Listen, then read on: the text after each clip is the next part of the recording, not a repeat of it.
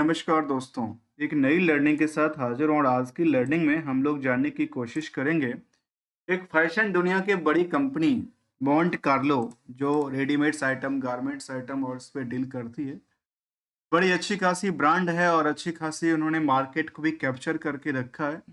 Market capture के बाद की यदि चर्चा करेंगे तो समझ में आती है इस कंपनी का मार्केट कैप बहुत ज्यादा नहीं है। मार्केट को भले ही कैप्चर कर रही हो लेकिन मार्केट में इसकी वेटेज अभी तक बढ़ी नहीं है। 1800 करोड़ के आसपास की मार्केट है। मार्केट कैप स्टॉक की प्राइस बहुत बड़ी वैल्यू का दिखता है। मैं वैल्यू की बात क्यों कर रहा हूँ क्योंकि 1800 करोड़ की मार्केट कैप की वैल्यू का स्टॉक करीब 800 900 का दिख रहा है। और वो इसमें नंबर को लेकर के मैं बात कह रहा हूँ, जबकि कंपनी को लेकर क्या है, जो नंबर जो है ना कंपनी का बहुत कम है मार्केट में। करीब नंबर देखा जाए तो करीब 2 करोड़ 7 लाख की नंबर ही दर्ज करती है।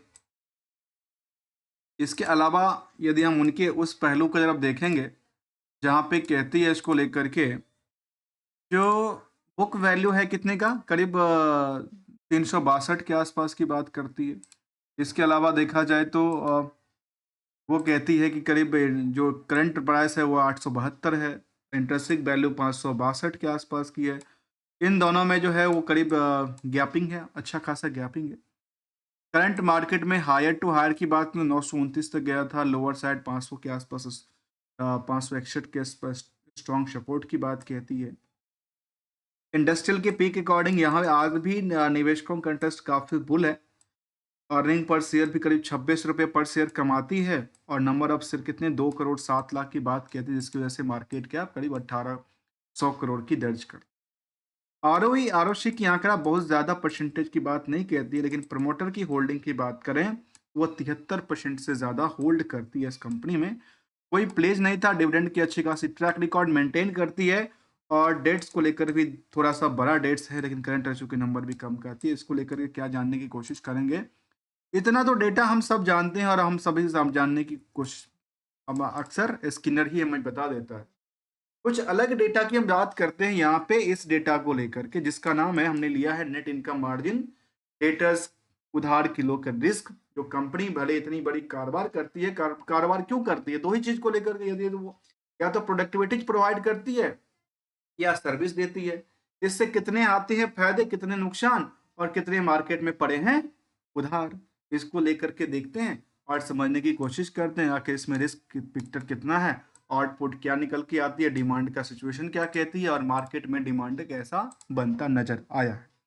यदि हम इनकी एक नज़र इनकी स्टॉक परफॉर्मेंस की तरफ देखें तो ये एक दर्ज करती है कि यहाँ पे अच्छे खासे डिमांड बनी है और बीच में तो अच्छी खासी डिमांड में डिमांड घटी भी थी। खास करके इस पोजीशन को आप देखेंगे तो यहाँ से स्विंग वाली पोजीशन बनती है, यहाँ से स्विंग वाली पोजीशन बनती है, यहाँ से स्विंग की पोजीशन बनती है, यहाँ से स्विंग की पोजीशन बनती है। तो मैं आपको कोई ट्रेडिंग की बात नहीं कह रहा हूँ, सिंपल से समझने की बात कह रहा हूँ कि यहाँ पे सोचने वाली बात है, जब कोई यहाँ भी बेच रहा है और कोई ना कोई खरीद रहा है तो मार्केट में डिमांड सप्लाई के बेसिस पे ही चलती रहती है। इसके लिए काफी सारे इंडिकेटर्स का यूज होता है, काफी सारे इंडिकेटर का यूज करते हैं जो आखिर इसमें क्या होगा कैसे नहीं होगा। फिलहाल हम कोई इंडिकेटर का यूज बिल्कुल ही नहीं करते हैं, केवल ट्रेंडिंग को समझने की कोशिश करते हैं।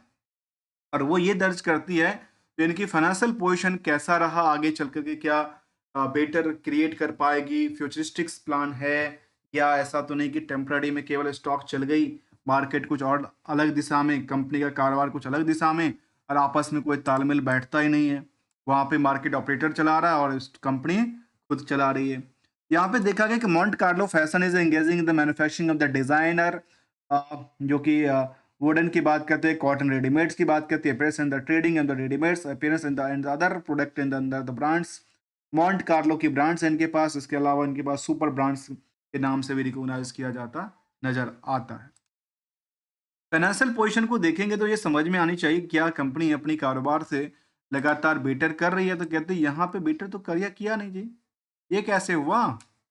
ये कहती है कि यहाँ तो बेटर तो कर ही नहीं रहा पिछले 3 सालों से, और ईयरली बेस पे कहते हैं कि यहाँ तो बेटर कर रही है। तो दोनों अलग अलग बातें हैं। क्वार्टर ऑन क्वार्टर बेसिस पे ग्रोथ नहीं कर रही है लेकिन ईयर ऑन बेसिस पे ग्रोथ कर रही है। तो चार्ट किस दिशा में चलना चाहिए, 1 साल के चार्ट उसके विपरीत दिशा में चलती नजर आती है। क्यों? क्योंकि इनकी ईयरली ग्रोथ तो बेटर है ना।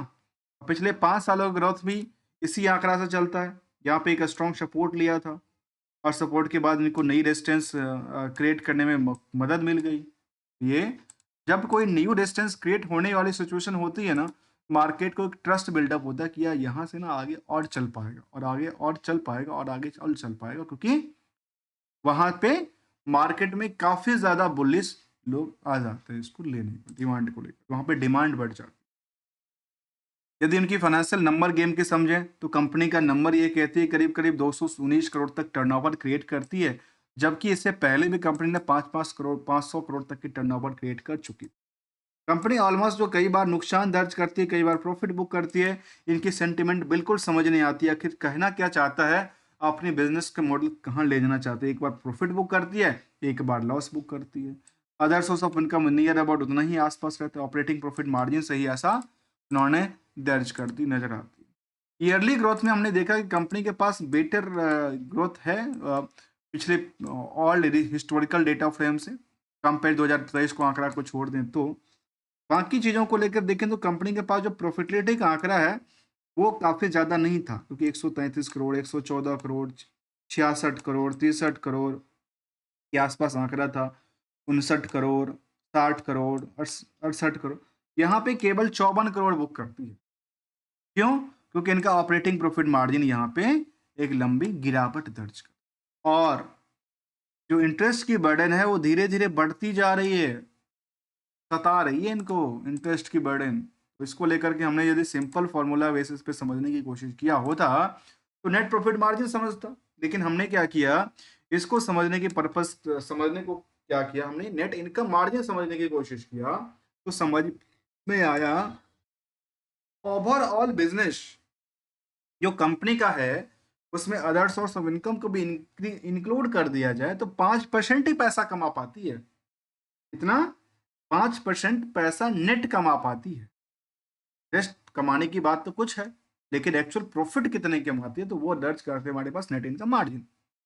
अब इस इतनी पैसे कमाने के लिए कंपनी कितनी परसेंट रिस्क लेती है, कितने दिन के लिए रिस्क लेती है, तो कहती है कि रिस्क तो फैक्टर काफी ज्यादा है।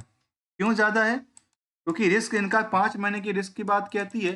उन्होंने जो प्रोडक्टिविटीज किया, मुझे ऐसा नहीं लगता कि 5 महीने का रिस्क क्यों है।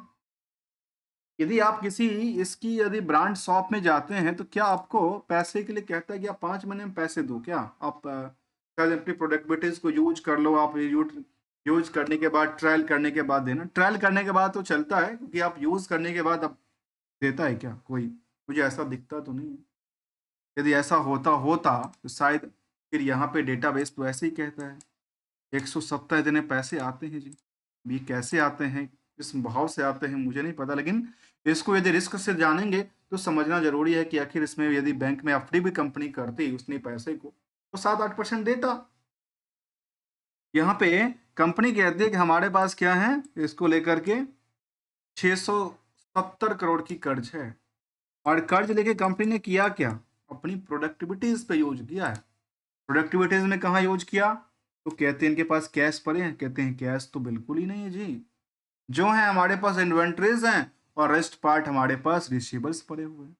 अब इतनी बड़ी रिसीवर्स मुझे समझ में नहीं आया, जो मॉन्ट कार्लो जैसी कंपनी जो कहती है हमारे पास बड़ी बड़ी ब्रांड्स हैं, बड़ी बड़ी चीजें हैं, और इनका कुछ स्टोर भी चलती है क्या, कुछ बात करूं तो खुद का कलेक्शंस हैं, स्टोर्स, और स्टोर भी इनका खुद का है जी।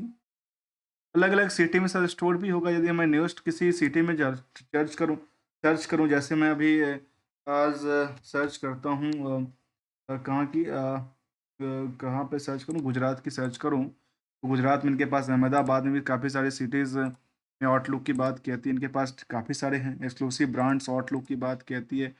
वाह, इतना सारा इसके पास आउटलुक भी है, तब मार्केट में कहती है कि हमारे पास ये सब चीज़, इतना सारा उधार कैसे हो गया और पैसे आपके पास इतना लेट कैसे आता है जी।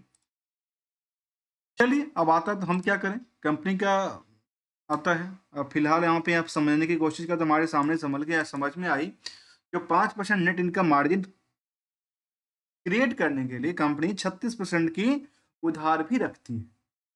उधार रखती है तो प्रॉफिट के आंकड़ा से जो उधार का नंबर था वो 700% दर्ज करती है। कितने परसेंट की? 700% की दर्ज कर।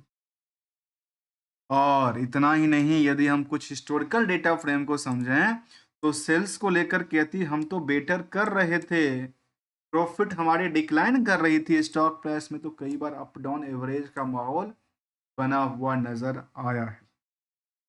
इसको लेकर के जब निवेशकों की बात को समझें तो वो क्या दर्ज करती है, तो निवेशकों की बात में तो यहाँ एफआई और डीआई की अच्छी खासी भूमिका है, मतलब 1 से 2% की होल्डिंग है, नियरली कहें तो 3% होल्डिंग है दोनों मिला करके। रेस्ट पब्लिक और प्रमोटर इसको देख रही है, जहाँ पे यहाँ पे ये भी देखा गया कि यहाँ से F I buying, D I buying stock, तो ये भी एक आंकड़ा, एक टाइटल बना सकते हैं, D I I buying stock. कौन? मॉन्ट कार्लो, उन्होंने 1% के आसपास की पोजीशन को बिल्डअप किया है और आम निवेशक यहाँ से सटक लिए क्योंकि नंबर जो है वो कम हो गया है।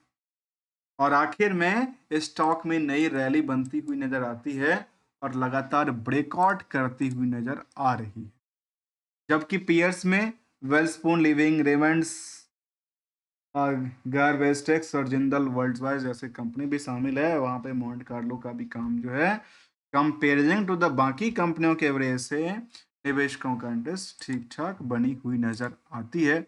और इतना ही नहीं, यदि कुछ और पहलू की तरफ देखें, जो garment and appliance small cap की कंपनियां रही है, इस स्मॉल कैप की कंपनियों के आधार पे यदि हम इनकी कॉर्पोरेट एक्शन को देखें तो कंपनी डिविडेंड भी देती है, गजब देती है।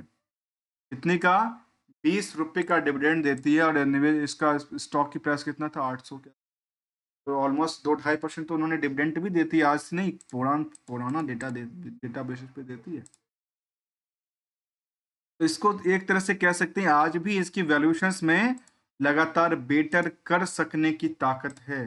क्या है? लगातार बेटर कर सकने की ताकत बनती है, क्योंकि इनका book value, intrinsic value better कहती है, इंटरेस्ट निवेशकों का बेटर कहती है, कंपेरिजन टू द बाकी एस्पेक्ट को लेकर कुछ निगेटिव इम्पैक्ट की बात नहीं करती है, केवल एक यही बात कहती है कि जो dividend paying in the high ratio से देने वाली कंपनी की लिस्ट में आती है। और कंपेरिजन टू द पिछले, जब से लिस्टिंग हुआ पिछले 5 साल में 227% की इनकी डिमांड, इसके स्टॉक प्राइस में डिमांड बढ़ी है। और यही डिमांड बढ़ते बढ़ते हमने एक पॉइंट को हमेशा याद रखने की बात है, तो यहाँ पे भी कोई ना कोई अपनी पोजीशन को प्रॉफिट बुक कर रहा है और यहाँ भी कोई अपनी पोजीशन को बिल्डअप करने में लगा है, और यहाँ पे बिल्डअप करके यहाँ पे प्रॉफिट बुकिंग की सिलसिला चलती रहती है। और इस तरह के ये तीसरी बार ऐसी सिचुएशन है जब मार्केट में इसको हैट्रिक चांस के साथ उन्होंने रेजिस्टेंस पे जगह क्रिएट किया है।